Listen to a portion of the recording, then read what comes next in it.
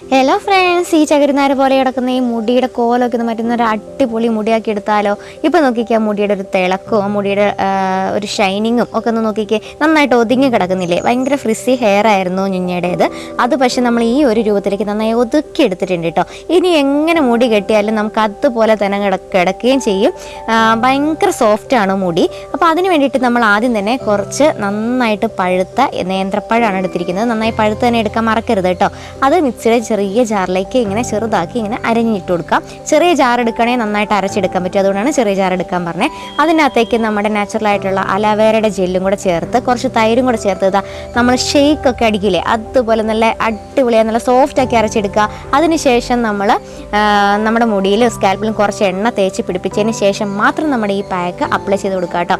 ഈ pack apply ചെയ്യുമ്പോൾ നമ്മുടെ സ്കാൽപ്പിൽ മാത്രമല്ല നമ്മുടെ മുടിയിലും നന്നായിട്ട് അപ്ലൈ ചെയ്ത് കൊടുക്കണം. അതിനുശേഷം ഒരു അരമണിക്കൂറിന് കഴിഞ്ഞിട്ട് നമ്മുടെ